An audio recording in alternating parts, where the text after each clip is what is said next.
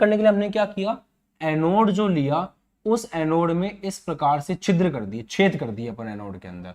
तो जैसे ही आपने एनोड के अंदर छेद किए, एनोड में छेद करते ही क्या हुआ, और ज्यादा इलेक्ट्रॉन जो है एनोड को पार करके पीछे गए, और ज्यादा इलेक्ट्रॉन अगर एनोड को पार करके पीछे जाएंगे तो पीछे रोशनी और अच्छी खासी हुई। तो हमें यह तय हो गया कि हाँ भाई सच में यहाँ पर जो है रोशनी हो रही है, मतलब सच में कोई किरणें हैं, कोई कण है जो यहाँ पे आके टकरा रहा है। तो ये हमने कैथोड किरणों को इस प्रकार से खोज निकाला, और ये कैथोड किरणें आगे जाकर के इलेक्ट्रॉन के रूप में सामने आई। यहां तक समझ में आ गया सबको? आगे अब नई बात बताऊं मैं आपको, देखो।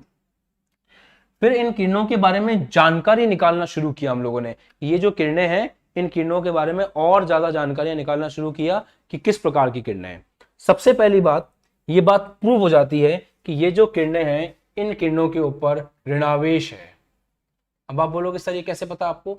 इन किरणों के ऊपर ऋणावेश है, इसका प्रूफ ये है कि ये जो किरणें हैं माइनस, ये किसकी तरफ आ रही हैं? प्लस की तरफ आ रही हैं। तो जो प्लस की तरफ आता है इसका मतलब वो माइनस है। और हम लोगों ने एक और दिमाग लगाया। हमने क्या किया, दिमाग लगाओगे तो चीजें मिलेंगी। हमने क्या किया, यहां पे एक और इस तरह से प्लस माइनस लगा दिया।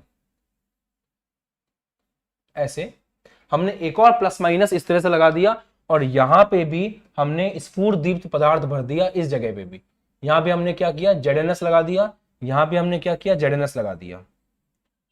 ऐसा क्यों किया सर? ऐसा इसलिए किया कि अगर ये किरणें नेगेटिव होंगी, माइनस होंगी, तो वो ऊपर जाएगी और यहां पे चमचम करेगी। अगर ये किरणें पॉजिटिव हुई तो नीचे जाएंगे इस माइनस के पास और वहां पे चमचम करेंगी। तो हम क्या देखते हैं, ये किरणें यहां जाती हैं और आपको यहीं पे रोशनी दिखाई देती है। इससे ये बात बिल्कुल सिद्ध हो जाती है कि आपकी किरणों के ऊपर नेगेटिव चार्ज ही है। ये बात तय हो जाती है कि जो आपकी कैथोड किरणें हैं, वो कैथोड किरणें नेगेटिव हैं, उन कैथोड किरणों के ऊपर ऋणात्मक आवेश है। ये बात मस्त समझ में आ गई। और इस तरह से प्लस माइनस लगाना, इसको बोलते हैं विद्युत क्षेत्र। तो आपने विद्युत क्षेत्र जब लगाया तो विद्युत क्षेत्र का प्रभाव इसके ऊपर पड़ा। फिर हमने चुंबक लगा करके देखा, N और S। और क्लास 10th में आपने पढ़ रखा है, क्लास 10 में आपने पढ़ रखा है कि जब कोई धारावाही चालक होता है तो उस धारावाही चालक में अगर अपन चुंबकीय क्षेत्र लगाते हैं तो धारावाही चालक के ऊपर बल लगता है। वैसे ही जब अपन ने इसको चुंबकीय क्षेत्र में रखा तो ये कैथोड किरणें इधर उधर हुई, बिल्कुल ऐसे ही जैसे यहाँ पे हुई थी। इसका मतलब ये किरणें जो हैं ये विद्युत क्षेत्र अर्थात प्लस माइनस के रॉड लगाने से भी प्रभावित होती है और N और S चुंबक लगाने से भी प्रभावित होती है। तो हमने इस पॉइंट को कॉपी में नोट कर लिया कि भाई ये जो कैथोड किरणें हैं इनके ऊपर विद्युत क्षेत्र का प्रभाव भी पड़ता है और इन किरणों के ऊपर चुंबकीय क्षेत्र का प्रभाव भी पड़ता है। यहां तक मोटी मोटी बात समझ में आ गई सबको? किसी को कोई दिक्कत नहीं है? यहां तक मक्खन है सबको? आगे बढ़ सकते हैं अपन, क्योंकि मुझे बहुत कुछ सिखाना है आपको।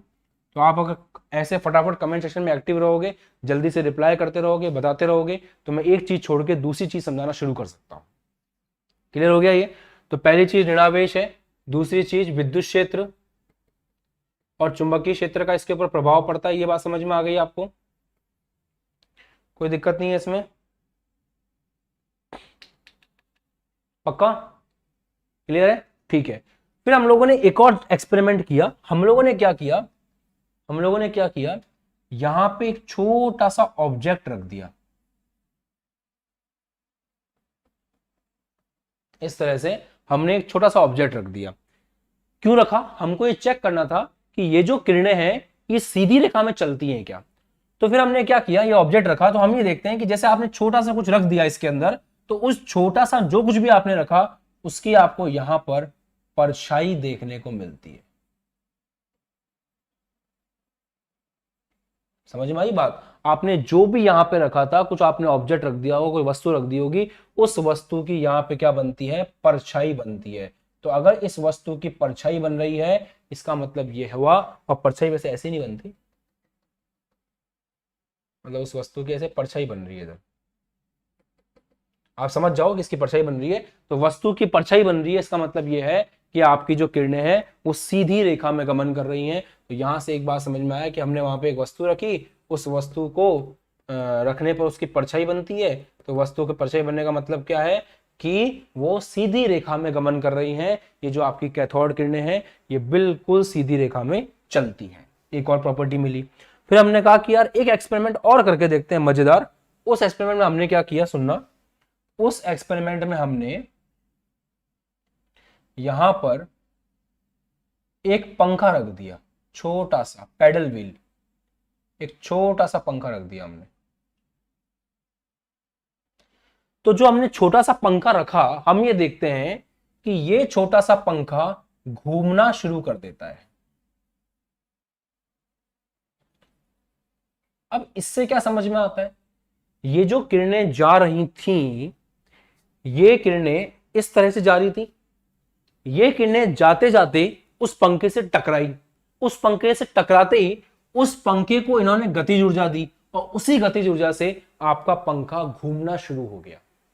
इसका मतलब यहां से यह समझ में आया, फैन है ना, पंखा फैन, इससे यह समझ में आया कि जो कैथोड किरणें हैं उन कैथोड किरणों के पास में गतिज ऊर्जा है, और जो कैथोड किरणें हैं वो कण है, क्योंकि एक कण जाकर के जब दूसरे कण से टकराता है तभी तो उसको चलाने के लिए ऊर्जा देगा।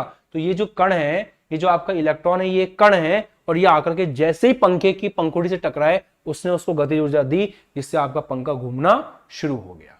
इसका मतलब ये हुआ चौथे पॉइंट में कि आपके पास जो भी कैथोड किरणें हैं वो कण है और उनके अंदर क्या चीज उपस्थित है, गतिज ऊर्जा उनके अंदर उपस्थित है। सही है, ये बात समझ में आती है। मतलब ये हो गया कि वो कणों से मिलकर के बनी हुई है, ये कणों से मिलकर बनी है आपकी कैथोड किरणें। फिर इन्होंने क्या किया, एक और चीज करी, ये चीज सिद्ध हो गई और ये सारे एक्सपेरिमेंट इसके ऊपर कर लिए और फिर अब सारे कंक्लूजन निकाल लिए। फिर क्या देखा अपन ने, एक और चीज देखी कि इन किरणों से, ये जो किरणें आ रही हैं, इन किरणों से एक्सरे भी बनाई जा सकती है। एक्सरे वो किरणें हैं जिनसे आपके शरीर का एक्सरे होता है। अगर हड्डी टूट जाती है तो डॉक्टर उसको रखता है, ऊपर एक्सरे की मशीन होती है, उससे आपकी फोटोकॉपी छपती है, अंदर की हड्डी दिखाई देती है कितनी टूटी, डॉक्टर प्लास्टर करके जोड़ देता है।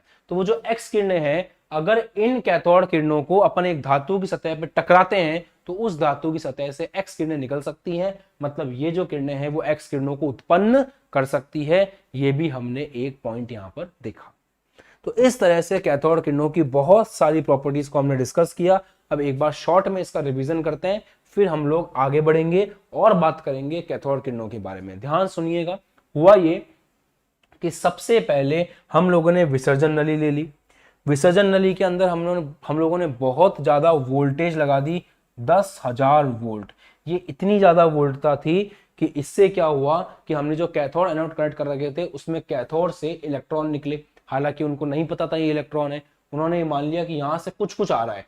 फिर उन्होंने क्या किया, इस तरफ स्फुर दीप्त पदार्थ लगाया।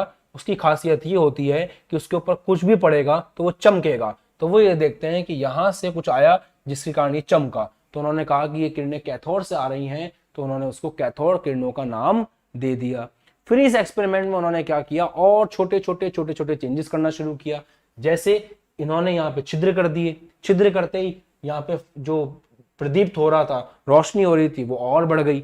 इन्होंने क्या किया, यहाँ पे एक वस्तु रख के देखी, उस वस्तु की छाया बन रही है, इसका मतलब ये किरणें सीधी रेखा में गमन कर रही है। इन्होंने एक पैडल रखा, वो पैडल व्हील घूमना शुरू कर दिया, इसका मतलब इन किरणों के पास में आपकी गतिज ऊर्जा है। इन्होंने प्लस माइनस लगाया, वो किरणें विक्षेपित हुई, इसका मतलब उन किरणों के ऊपर आवेश है, और कौन सा आवेश है इसका पता भी चल गया कि भाई ऋणावेश है, नेगेटिव आवेश है। इन्होंने चुंबकीय क्षेत्र लगाया तो भी ये किरणें विक्षेपित होती हैं, मतलब ये चुंबकीय क्षेत्र को भी रिस्पॉन्स कर रही हैं, ये भी समझ में आ गया।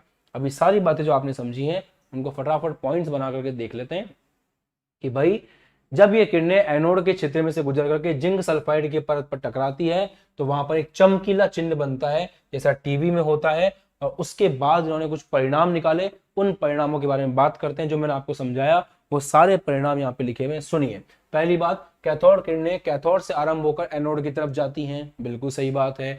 ये किरणें स्वयं दिखाई नहीं देती, परंतु इनके व्यवहार को गैसों तथा कुछ निश्चित प्रकार के पदार्थों की उपस्थिति में देखा जा सकता है। ये पदार्थ इनसे टकराकर चमकते हैं। टेलीविजन में जो चित्र नलिका है वो कैथोड किरण नलिका ही होती है। टेलीविजन में भी जो पहले आते थे ना टेलीविजन इस तरह के, आपको याद होगा पहले टीवी इस तरह की आती थी, तो उस टीवी के अंदर इस प्रकार की एक ट्यूब होती थी। अगर आपको कभी मौका लगे और आप पुरानी टीवी देख पाओ तो देखना, उसके अंदर इस तरह की एक ट्यूब होती है। उस ट्यूब के अंदर यही होता है कि कैथोड किरण आके